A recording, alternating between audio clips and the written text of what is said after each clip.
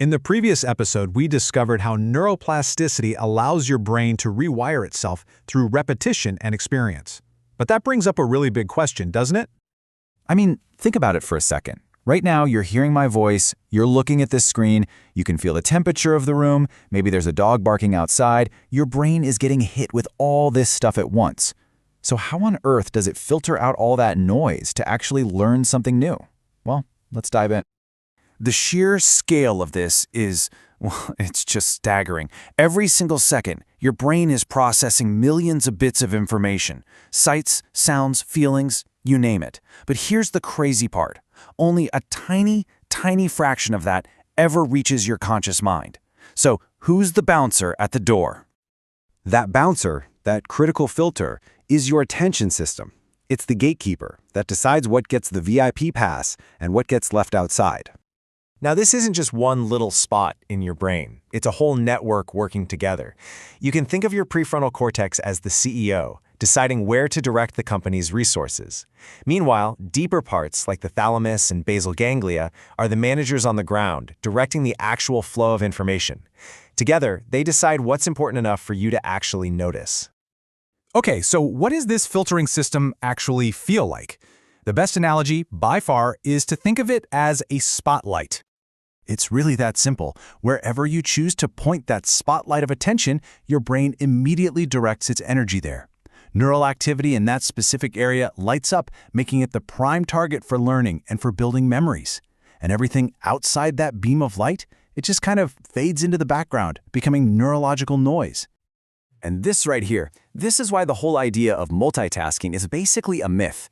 When you focus on one single thing, your spotlight is like a laser beam. It's bright, it's intense, and it forges really strong neural connections. But when you think you're multitasking, you're not.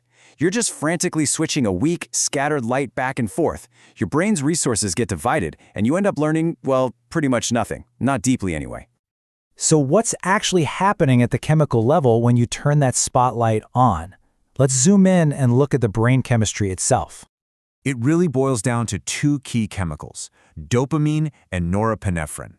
When you really truly focus, your brain releases this powerful cocktail.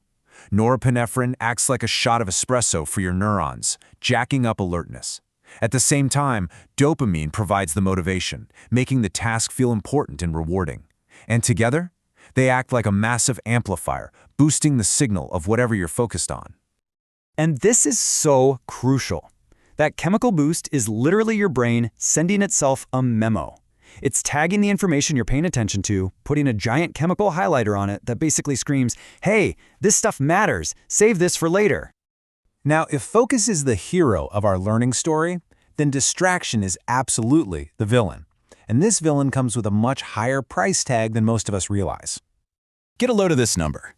Research shows that after just one single interruption, we're talking a quick glance at a text message or a notification, it can take your brain over 20 minutes to get back to the same level of deep concentration you had before. 20 minutes gone from one tiny little distraction. Every single time you switch your attention, your brain has to burn precious energy to pull away from one thing and then ramp back up for another. It's like trying to drive in stop-and-go traffic. It's just incredibly inefficient and burns through your fuel. Distraction literally scatters your mental energy to the wind. Okay, so that's the bad news, but here's the good news, and it's really good.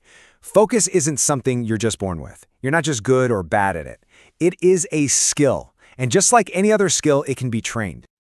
The best way to think about it is to treat your focus like a muscle. You train it with resistance. You pick one task, you hold your attention on it for as long as you can, and then, when your mind inevitably starts to wander, that's your moment. The actual rep is the act of noticing it wandered, and then gently but firmly bringing it back. Every time you do that, you're making that focus muscle a little bit stronger. But how you train matters a lot. Effective training isn't about these long, painful study marathons. It's about short, intense sprints of focus. It means taking strategic breaks so your brain can recharge. It works best in a quiet, predictable place where your brain isn't constantly fighting off distractions. And maybe most importantly, it requires the right mindset. This right here is the ultimate cheat code. When you are genuinely curious about something, when you're emotionally invested in it, your brain releases dopamine all on its own. It makes the act of focusing feel good, almost effortless. Trying to learn by just memorizing facts is like pushing a car uphill. But learning through curiosity, that's like coasting downhill on a bike. So let's bring it all home. This is the single most important takeaway. If neuroplasticity is your brain's amazing ability to change itself, then attention is the key that unlocks that door. Without focus, information just washes over your brain. It never gets in deep enough to stick or to create real change. But when you learn to control your focus, you gain direct control over what your brain learns, what it remembers, and ultimately, what you become. In the next episode, we'll explore memory formation, how the brain transforms short-term impressions into long-term knowledge that lasts for years. Subscribe and keep training your brain.